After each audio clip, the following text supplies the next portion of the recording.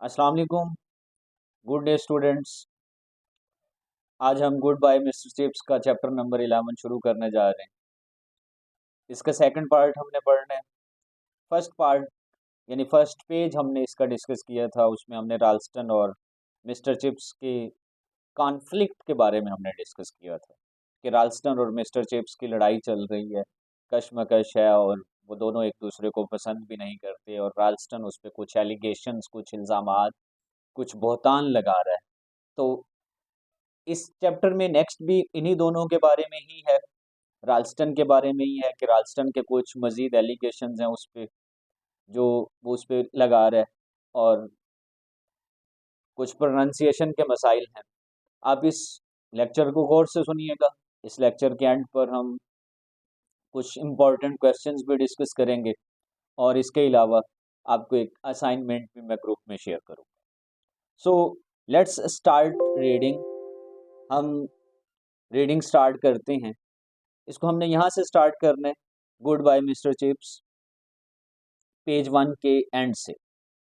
But मगर Chips began in sheer bewilderment। Sheer, ये जो शेर है ये मुकम्मल या कतई या आगे सिनोनिम है इसका कंप्लीट। बिविल्डरमेंट, बौखलाहट, परेशानी, कंफ्यूजन, डिस्टर्ब हो गया कि इसने मुझे ये क्या कह दिया है, वो सारे एलिगेशंस क्यों लगा रहा है मुझ पे, मुझे रिटायरमेंट का मुझसे क्यों पूछ रहा है, रिटायर होने का क्यों कह रहा है। तो उसने मुकम्मल परेशानी में बोलना शुरू कर दिया, मुकम्मल बौखलाहट में बताना शुरू किया। And then he took up isolated words. Isolated, अलग थलग है, कुछ गिने चुने हैं। आइसोलेटेड, सेपरेटेड है। उसने कुछ गिने चुने से अल्फाज लिए, अलग थलग, अलग अलग अल्फाज चुने। जो जो एलिगेशन उसने चिप्स पर लगाए थे उनमें से कुछ गिने चुने अल्फाज वो ले। Out of that extra ordinary indictment. Indictment पढ़ेंगे इसको हम, इल्जाम, बहतान, एलिगेशन। तो उस गैर मामूली बहतान में से उसने कुछ गिने चुने अल्फाज लिए। अब पहला वर्ड जो उसने लिया चिप्स ने वो कौन सा था? सलामुल्ली। यानी तुमने क्या कहा? सलामुल्ली, बेढंगी, बेसलीक है, ऊम्फ। ये उसकी आदत थी जो वो हर बात पे कहता था, बूढ़ा हो चुका है, हर बात पे ऊम्फ ऊम्फ कहता था। यू सेड, तुमने कहा, यानी तुमने यही कहा ना कि मेरी जो आदत है ये बेढंगी है, बेसलीकी, बेसलीका है। तो राल्स्टन उसे कह रहा है, कहते यस हाँ, लुक एट द गाउन। कहता अपने चुगे को देखो, गाउन को देखो, यू आर वेयरिंग, जो तुम पहने हुए। अब उसका जो गाउन था ये हम पिछले चैप्टर में भी पढ़ चुके हैं कि वो उसको पहने रखता था, उतारता नहीं था और यहाँ तक कि वो बहुत ज्यादा फट जाता था। इतना फट जाता था कि उसको संभालना मुश्किल होता था। अब वो उसके गाउन पे एलिगेशन लगा रहा है, कहता अपने गाउन, अपने चुगे को देखो जो तुमने पहना हुआ है।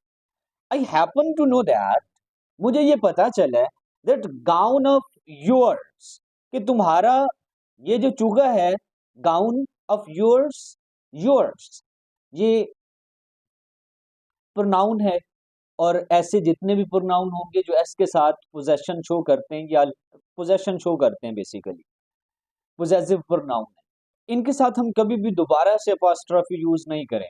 जिस तरह योर्स है, क्योंकि ये ऑलरेडी पोजेशन शो कर रहा है तो इसके साथ अपॉस्ट्रोफी एस नहीं लगाते कभी।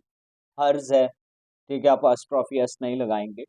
तो इनके साथ हम कभी भी अपॉस्ट्रोफी एस नहीं लगाते, ये पहले से पोजेशन शो कर रहे हो कि तुम्हारा ये चुगा इज अ सब्जेक्ट, मौजू बना हुआ है, ऑफ कंटिन्यूअल अम्यूजमेंट, मुसलसल इंजॉयमेंट का, तफरी का, कि बच्चे बेसिकली उसकी मिमिक्री करते थे, नकल उतारते थे इसकी।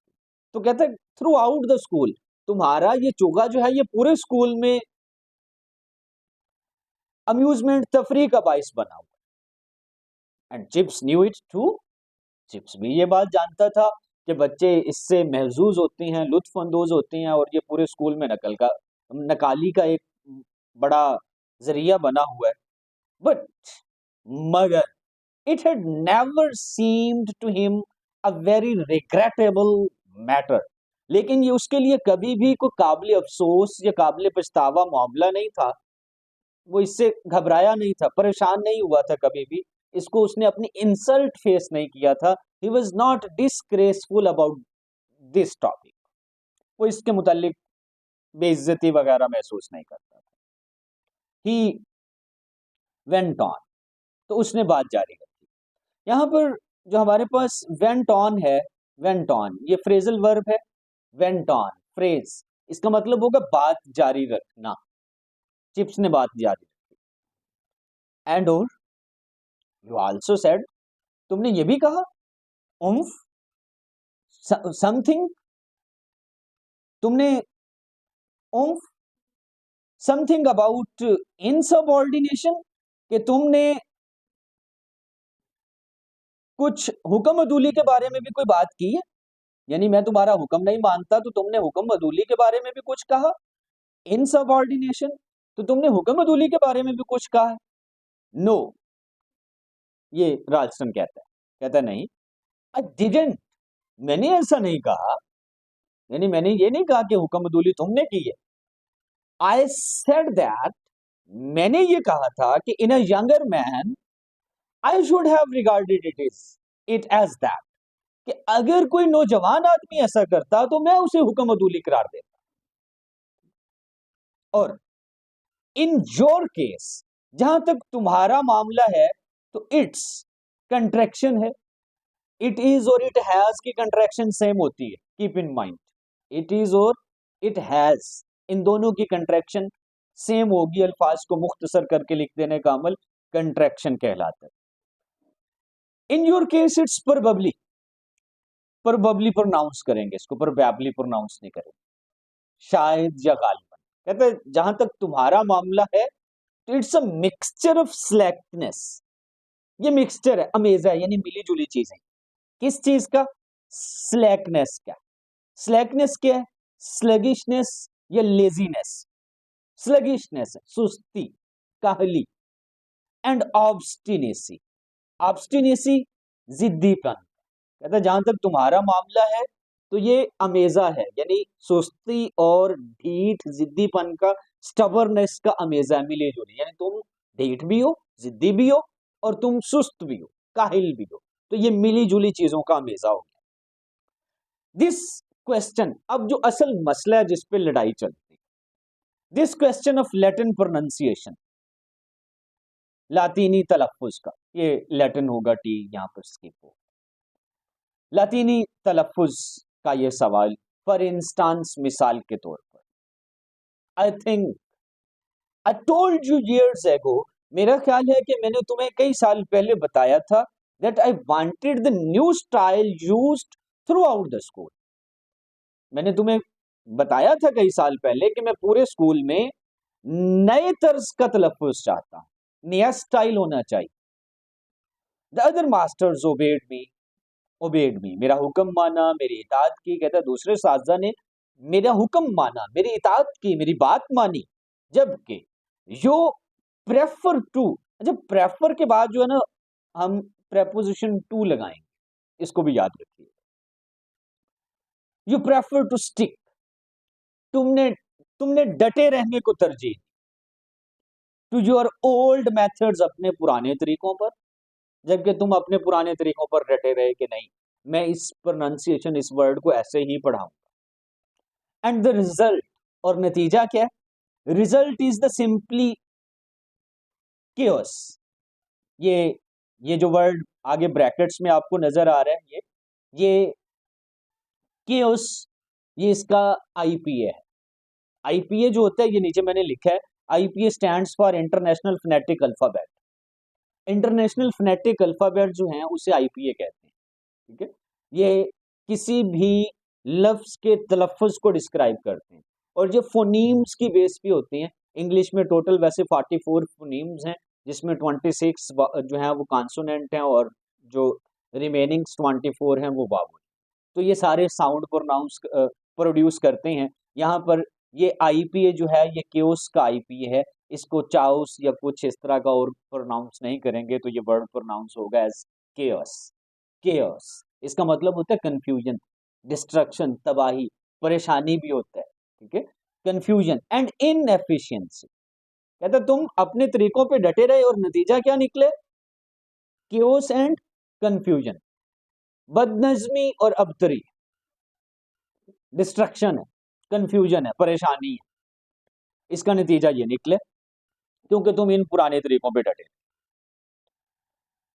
अब जब उसने ये बात की ना, प्रोनाउंसिएशन की, तो चिप्स को समझ आ गई कि हाँ जी असल मामला क्या है। एट लास्ट, आखिरकार, at last chips had something tangible. तो चिप्स को कोई ठोस यानी डेफिनेट बात समझ चल गई, आ गई, पता चल गई, पॉइंट जो असल है वो क्या है वो उसे पता चल गया कि लड़ाई किस चीज की है। तो चिप्स को टेंजिबल चीज मिल गई, ठोस चीज मिल गई कि असल मामला ये है जिसकी वजह से ये मेरे साथ लड़ाई कर रहा है। दैट ही कुड टैकल, और जिससे वो, टैकल मीन हैंडल, जिससे वो निपट सकता था, जिसे हैंडल कर सकता था कि असल मसला ये है। तो उसने कहा ओ दैट, उसने कहा अच्छा, तो यानी असल मसला ये है। ओ दैट, असल मसला ये है कि तुमने इस बात पे तुम्हारा इशू ये है, असल मसला ये है कि प्रोनाउंसिएशन की लड़ाई चल, तो कहा वो दैट, अच्छा तो। अब देखिए ये किसी भी ऐसे वर्ड से स्टार्ट नहीं हो रहा जो क्वेश्चन को शो करे, लेकिन इसके एंड में क्वेश्चन मार्क है दैट के बाद। इस तरह के बहुत सारे सेंटेंसेस हम पीछे भी पढ़ चुके हैं, ऐसे सेंटेंसेस जो किसी हेल्पिंग वर्ब या किसी WH वर्ड से स्टार्ट ना हो, लेकिन उनके एंड में फिर भी क्वेश्चन मार्क आ जाए। जैसे हमने फर्स्ट ईयर के चैप्टर 5 में पढ़ा था, I was seen with the pocket book, and में क्वेश्चन मार्क था, जबकि स्टार्ट कहां से हो रहा था, आई से, एंड में क्वेश्चन मार्क था। तो अब यहां पे देखे ना, ओ दैट, हालांकि एक्सक्लेमेशन भी हो सकता था ना, लेकिन यहाँ पे क्वेश्चन मार्क है।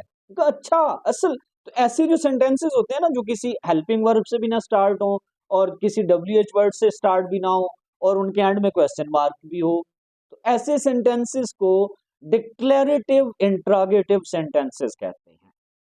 डिक्लेरेटिव इंट्रोगेटिव सेंटेंसेस कहते हैं ऐसे सेंटेंसेस को, यानी ये डिक्लेरेटिव भी है, ये इंट्रोगेटिव भी है, जवाब भी आ रहा है। He answered scornfully, तो उसने जो था वो बड़ी नफरत यानी हकारत से, हेटफुली उसने पूछा, नफरत से पूछा, हकारत अमेज लहजे से उसने पूछा।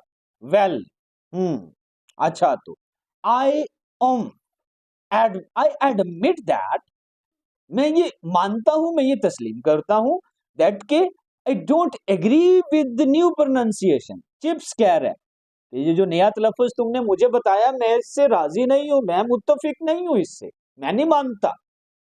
आई एडमिट, आई कॉन्फेस, मैं तस्लीम करता हूं, मैं मानता हूं, that I don't agree with the new pronunciation, मैं इस नए तलफ़ुज़ से इत्तेफाक नहीं करता। नेवर डिड, और ना ही मैंने कभी किया था। a lot of nonsense, कहते हैं ये एक बहुत बड़ी बेवकूफी, हमाकत है, फुलिशनेस है मेरे ख्याल, इन माय ओपिनियन, मेरी राय। मेकिंग बॉयज से कि कैरो,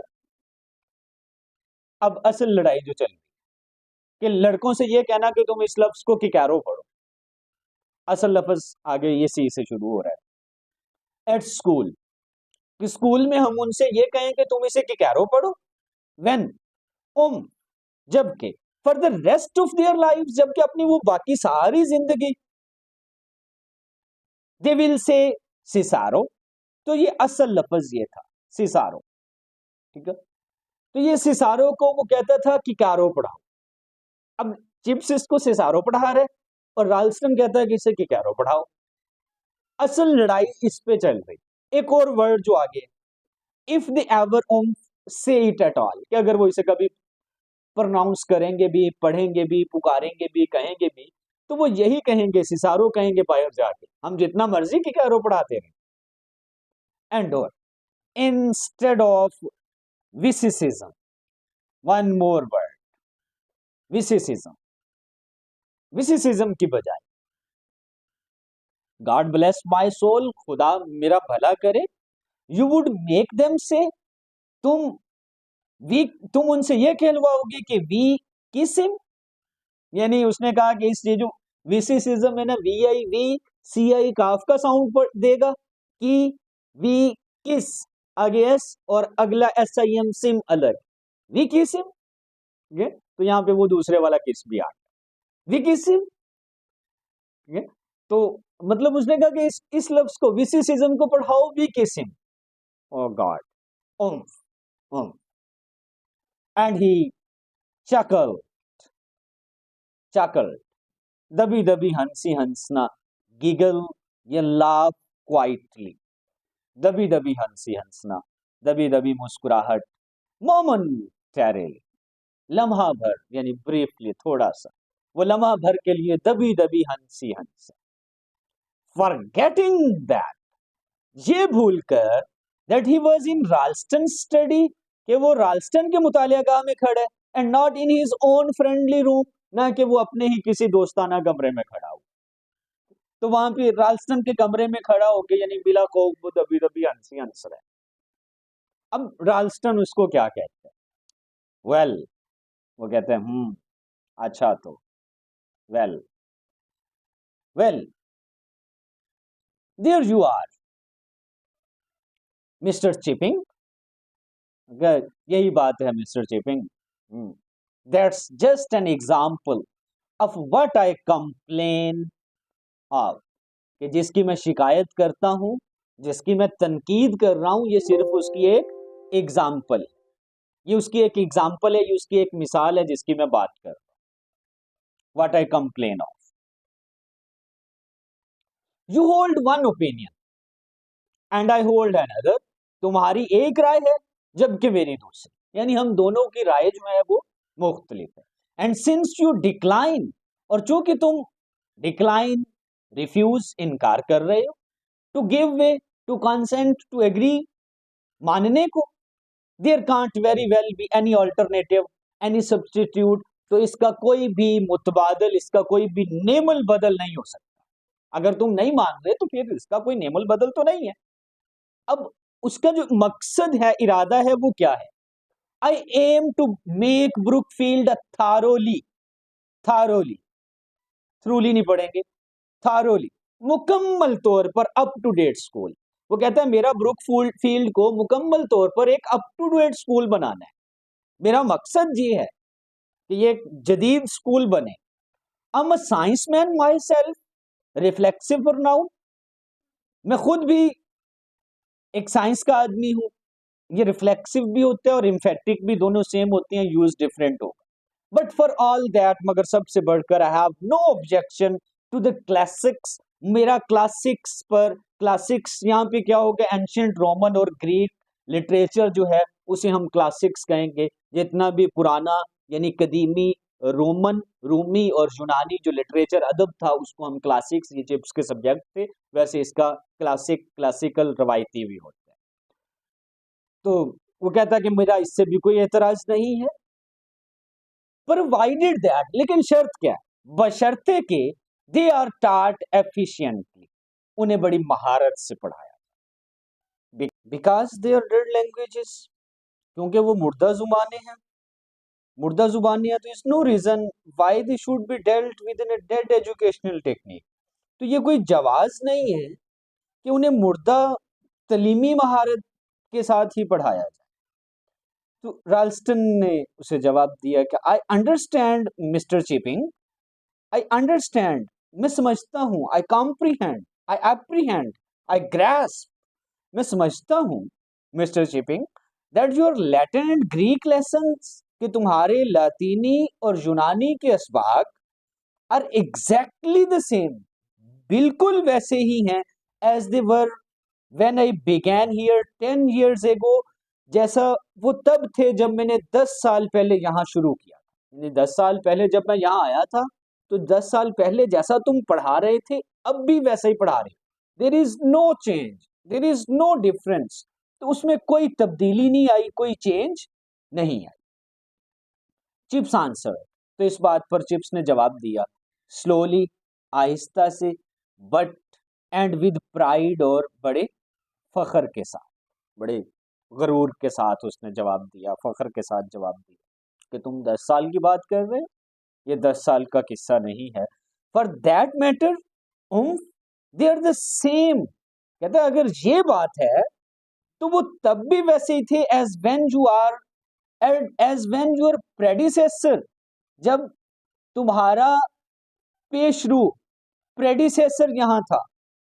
प्रेडिसेसर यानी तुमसे पहले वाला, जब यहां था तुमसे पहले, यानी मिस्टर मेल्ड्रिम जब यहां था तो मेरे असबाक तब भी ऐसे ही थे जैसे अब हैं। तो तुम 10 साल की बात ना करो, यानी जब मिस्टर मेल्ड्रिम यहां था, केम हियर, जब यहां आया था मैं तब भी वैसा ही पढ़ाता था। And that was 38 years ago, और ये कब की बात है? 38 साल पहले की। मतलब कि 38 साल पहले भी मेरे असबाक ऐसे ही थे जैसे अब। We began here mister Meldrum and I, हमने शुरू किया, यानी इकट्ठे शुरू किया, मिस्टर मेल्ड्रम ने और मैंने, इन 1870 1870 में मिस्टर चिप्स ने ज्वाइन किया, शुरू किया स्कूलिंग ब्रुकफील्ड में, और 1870 में ही वेदरबाई की डेथ के बाद मिस्टर मेल्ड्रिम हेड आया, और वो 30 साल वहां पर उसने एज हेड मास्टर के तौर पर काम किया। एंड इट वाज, कहता उससे पहले भी मिस्टर मेल्ड्रम्स प्रेडिसेसर फोर रनर, कहता उसका जो पेशरू था उससे पहले था mister Weatherby, who first approved my syllabus, जिसने पहली मर्तबा मेरा सिलेबस अप्रूव किया था। तो उसने भी यही कहा था, you will take the Cicero for the fourth, कि तुम चौथे दर्जे के क्लास को सिसारो पढ़ाओगे। He said to me Cicero too, कहते उसने भी मुझे सिसारो ही कहा था, नॉट किकैरो, ना कि किकैरो, उसने भी यही कहा था कि तुम सिसारो पढ़ाओ, ना कि किकैरो पढ़ाओ। तो इट्स इनफ फॉर टुडे, आज के लिए हमने जितना भी डिस्कस किया है, यहाँ तक के हमारे कुछ इंपॉर्टेंट क्वेश्चन है। Why did Ralston dislike Chips, Chips को क्यों राल्स्टन चिप्स को क्यों ना पसंद करता था। एंड व्हाट एलिगेशंस, ये पीछे भी हम कुछ पढ़ चुके थे, उसके गाउन के बारे में, प्रोनाउंसिएशन के बारे में, और इन सबऑर्डिनेशन के समथिंग, ये सारी चीज़ें हमने डिस्कस की हैं। What did Chips tell Ralston about pronunciation, अभी हमने डिस्कस किया प्रोनाउंसिएशन के बारे में। चिप्स ने क्या बताया कि मेल्ड्रम ने भी यही कहा था और वेदरबाई ने भी यही कहा था, तो मैं इसको सिसारो, किकैरो और वेसिसिज्म, ऐसे सिसारो ही पढ़ाऊंगा और visisism. And what were Ralston's views about Latin pronunciation, और जो लतीनी प्रोनाउंसिएशन थी, लतीनी तलफ़ुज़ था, उसके बारे में राल्स्टन के व्यूज क्या थे। ठीक है, तो ये हमारा आज का टॉपिक इतना ही। इस चैप्टर के थर्ड पोर्शन के साथ कल मिलेंगे, तब तक के लिए अल्लाह हाफिज़, टेक केयर।